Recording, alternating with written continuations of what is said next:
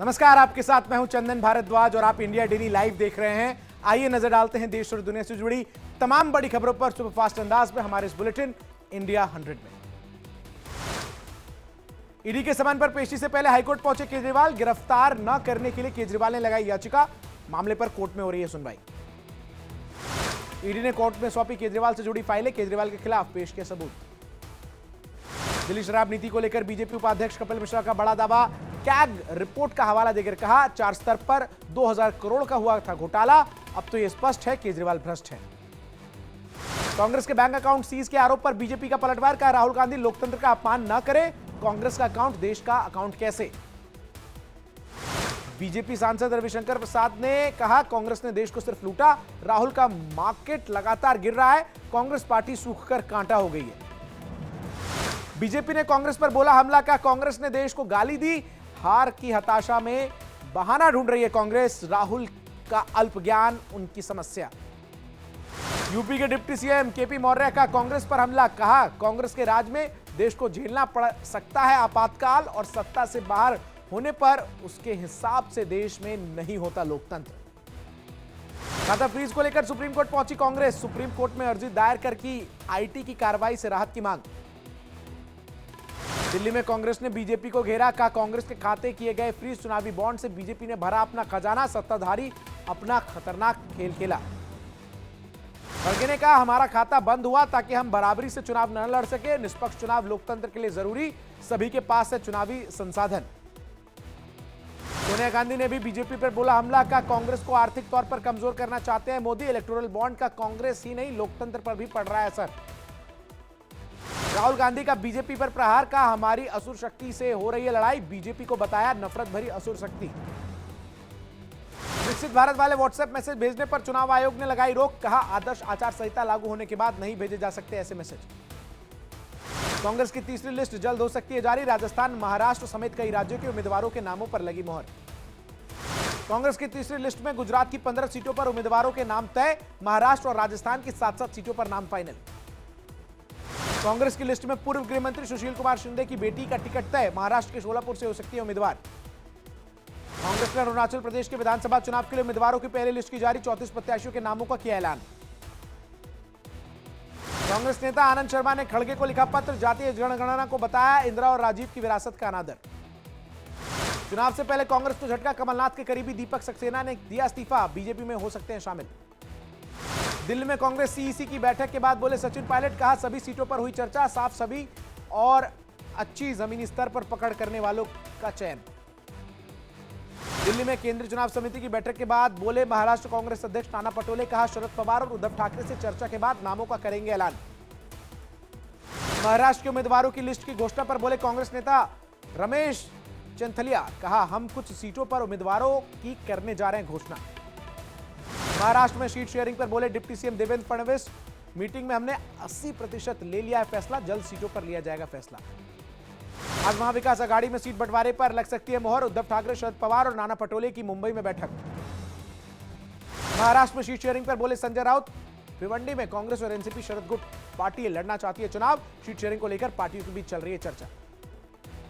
अखिलेश यादव ने जारी की 6 उम्मीदवारों की लिस्ट। संभल से जियाउर रहमान बर्ख को मिला टिकट। बागपत से मनोज चौधरी। गौतम बुद्ध नगर से राहुल अवाना को टिकट। सपा ने पीलीभीत से उतारा प्रत्याशी। भगवंत शरण गंगवार लड़ेंगे लोकसभा का चुनाव।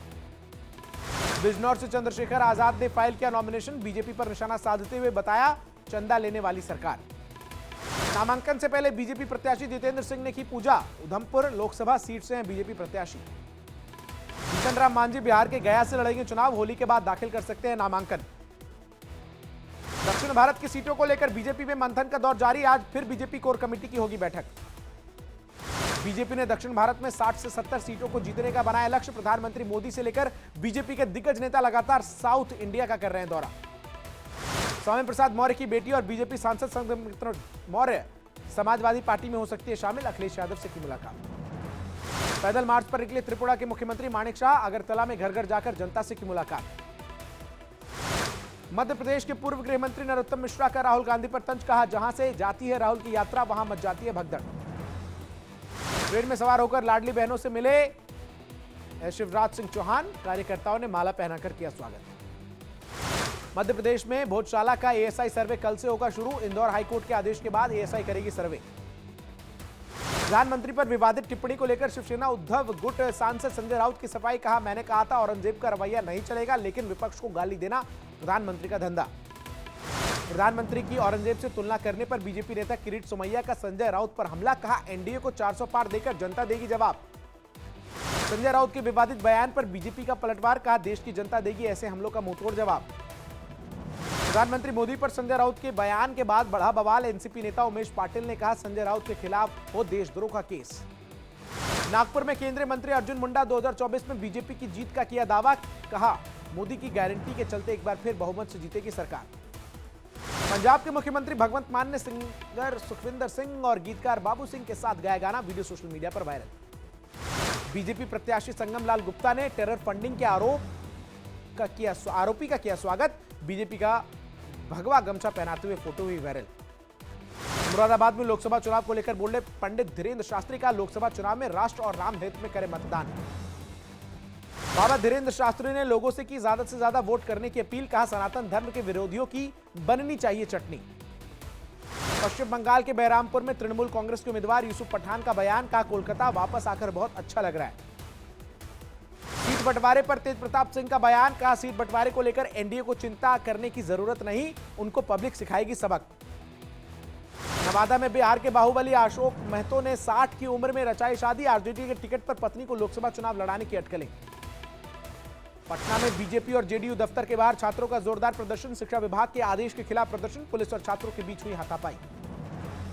शिक्षा विभाग के फैसले के खिलाफ छात्रों में गुस्सा। बीजेपी ऑफिस के बाहर भी प्रदर्शन। सरकार के खिलाफ जमकर नारेबाजी। बदायूं हत्याकांड में दूसरा आरोपी जावेद बरेली से गिरफ्तार। सरेंडर करने के लिए पहुंचा था थाने। गिरफ्तारी के लिए 5 टीमें कर रही थी छापेमारी। सरेंडर के बाद आरोपी जावेद का कबूलनामा। हत्या में शामिल होने से किया इंकार। कहा, इस हत्या से मेरा कोई लेना देना नहीं। जावेद की गिरफ्तारी पर बदायूं के एसएसपी आलोक प्रियदर्शी का बयान। कहा, जावेद ने पुलिस के दबाव में बरेली में किया सरेंडर। पुलिस गिरफ्तारी कर पूछताछ में जुटी।